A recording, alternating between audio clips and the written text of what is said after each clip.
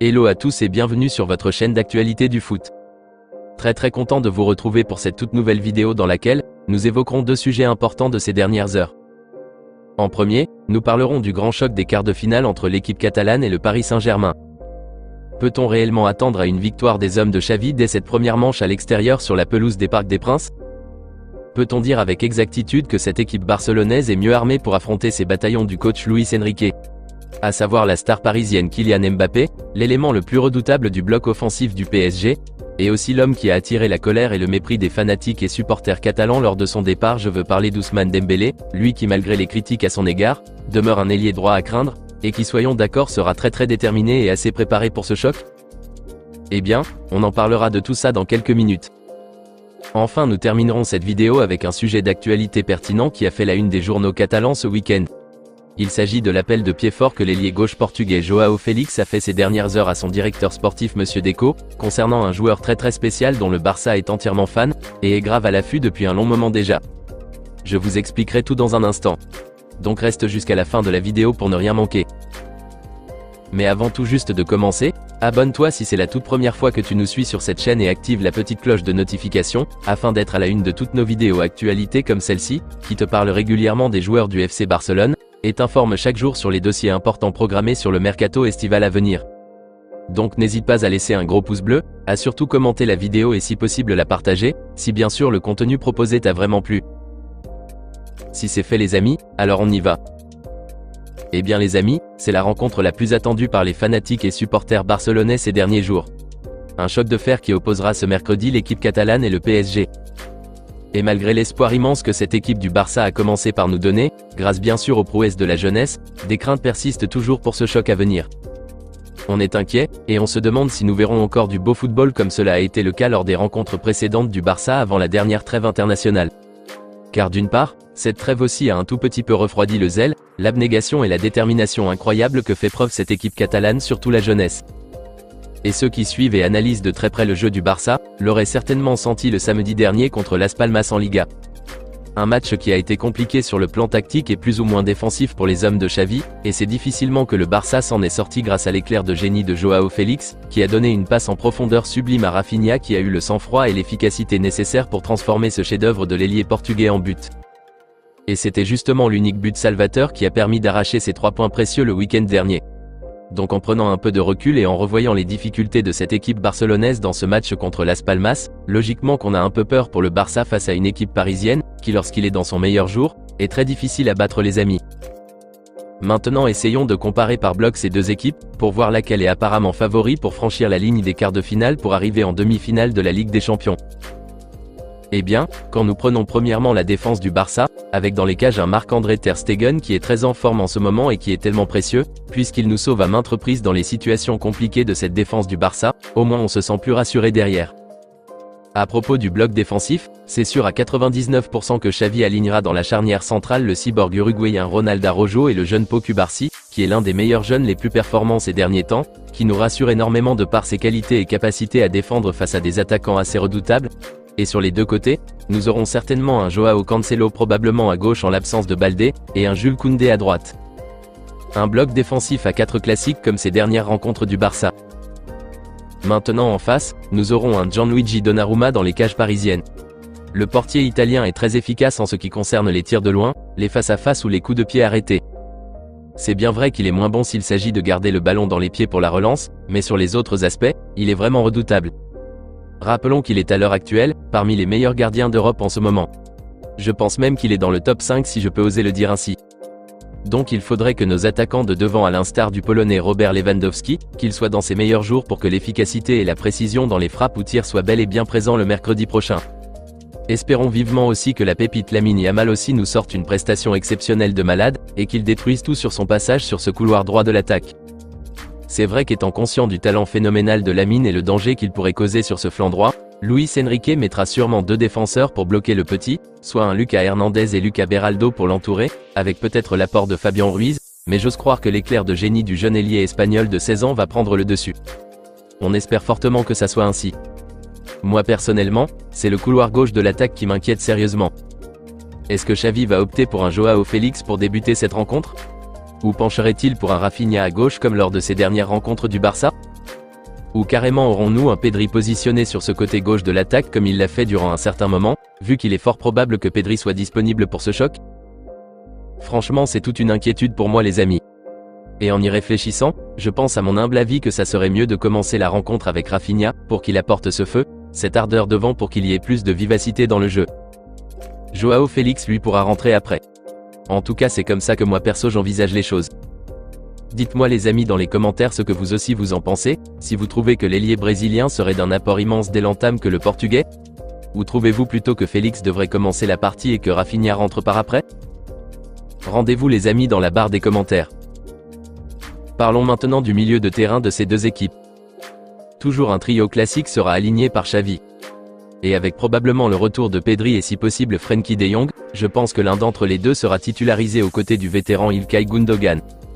Et quelque chose me dit que le jeune Fermín López sera présent dans le 11 de départ, c'est-à-dire que Xavi va le positionner au cœur du jeu. Et je pense que ça serait le choix le plus sensé que le tacticien Blaugrana pourrait faire même si Pedri revient. J'ai doigté directement Pedri, car nous sommes entièrement d'accord que De Jong lui est un élément très important pour le bon fonctionnement de ce milieu de terrain. À condition bien sûr qu'il soit disponible à 100% de sa forme pour ce choc. Donc bref pour le milieu de terrain, je vois plus un trio Frenkie de Jong, Gundogan et Fermín López, faire beaucoup de mal à cette équipe parisienne, plutôt que d'avoir un Pedri dans l'équation et un Fermín qui n'en fait pas partie. Ça serait une erreur je crois, vu l'efficacité que fait preuve le jeune Fermín López ces dernières rencontres du Barça. Et donc par la suite, Xavi pourra faire rentrer Pedri, ou carrément un Sergi Roberto. Mais calmez-vous les amis. Je sais qu'en entendant le nom de Roberto, dans l'immédiat certains diront qu'il est un gros nulard et qu'il ne devrait même pas jouer ce match.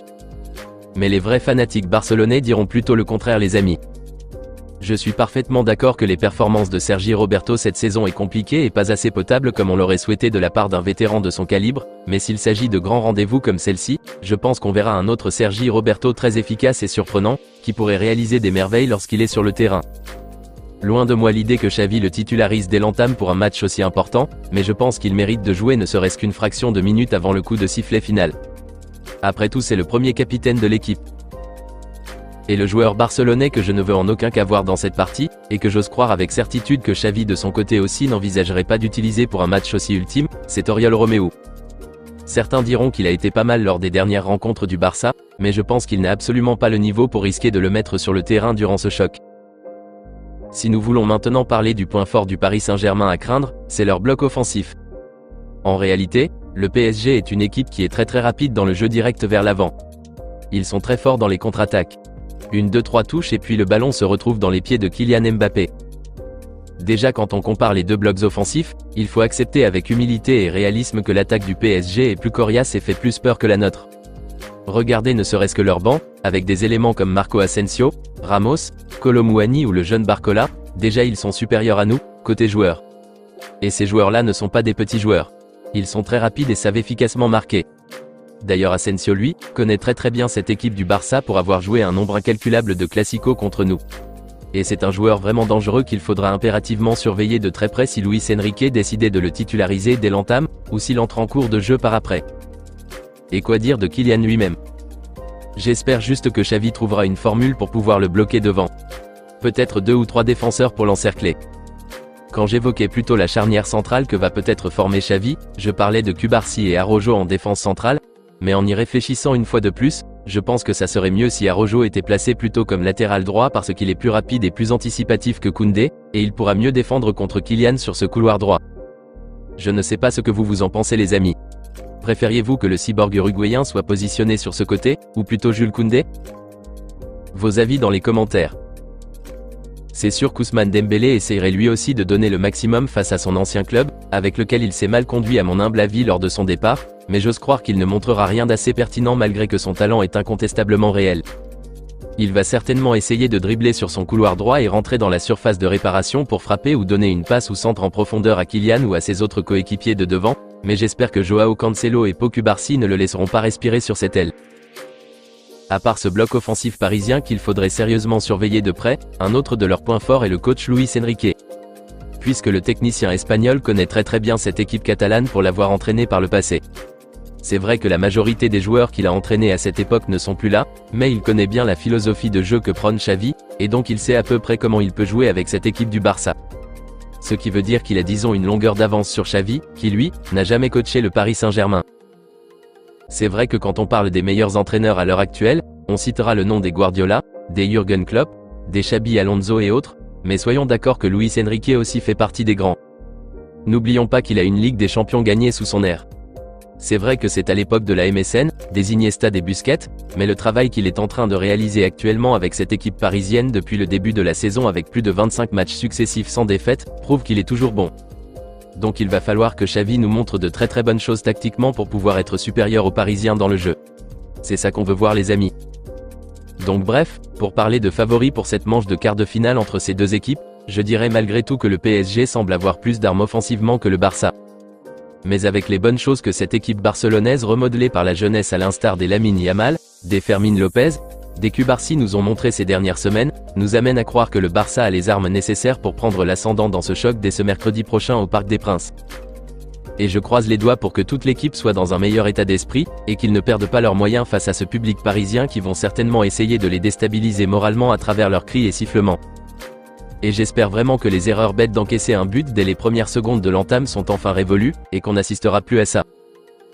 Et s'il arrivait au cours de la partie que les Parisiens prennent le dessus en marquant, j'espère qu'ils ne seront pas découragés ni paniqués comme on l'a vu ces dernières années, mais plutôt qu'ils se ressaisiront, qu'ils auront la lucidité et le calme nécessaires, et qu'ils redoubleront d'efforts pour renverser la situation et gagner ce match aller afin d'avoir une longueur d'avance avant le match retour à la maison.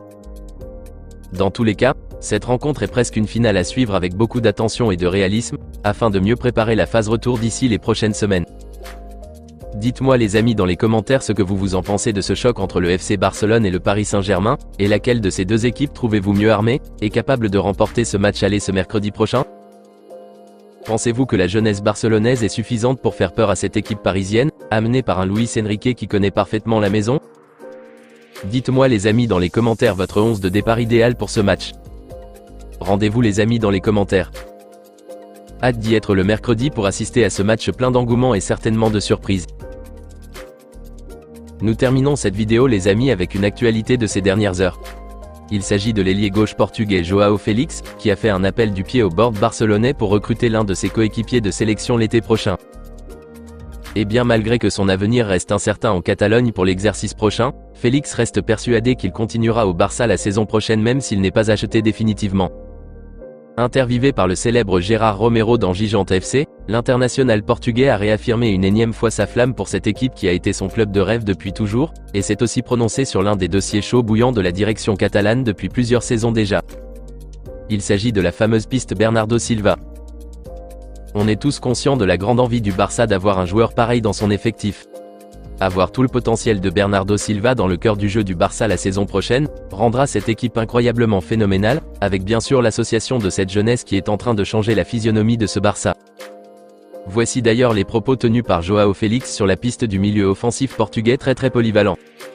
Il a dit ceci. Faites venir Bernardo Silva, faites-le venir. Il est très bon sur le terrain, et il est encore meilleur en tant que personne. Il me pose régulièrement des questions sur Barcelone, et il a de la famille ici. Il me demande comment ça se passe ici. Je lui ai dit que tout allait bien pour qu'il vienne. Si j'étais Monsieur Deco, je signerais Bernardo Silva, sans aucun doute. A affirmé l'ailier gauche portugais de 24 ans sur son ami et coéquipier de sélection. Et donc ces paroles démontrent une fois de plus que Bernardo Silva lui-même est intéressé par une aventure barcelonaise, et souhaite si l'opportunité se présente d'y jouer.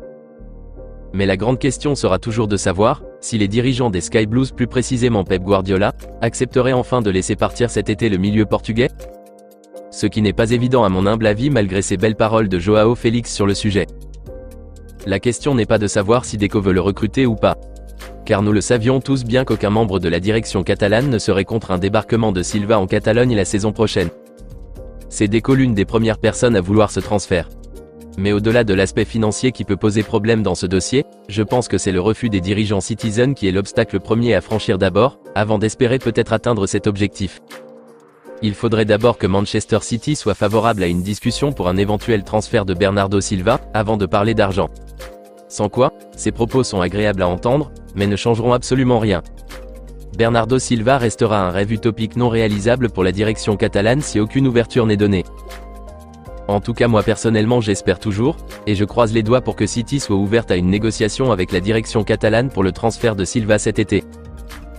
Dites-moi les amis dans les commentaires ce que vous aviez pensé de ces propos de Joao Félix, et si vous trouvez que le Barça a une infime chance de pouvoir recruter Bernardo Silva cet été. Pep Guardiola va-t-il accepter de se séparer de l'un de ses éléments incontournables de son système de jeu? Rendez-vous les amis dans la barre des commentaires. Eh bien, on se capte très bientôt pour de nouvelles actualités du FC Barcelone. D'ici là, on continue à s'abonner, à liker la vidéo et la partager, afin qu'elle soit accessible à tous les fanatiques et supporters barcelonais comme toi. À très vite les amis. Affaire à suivre.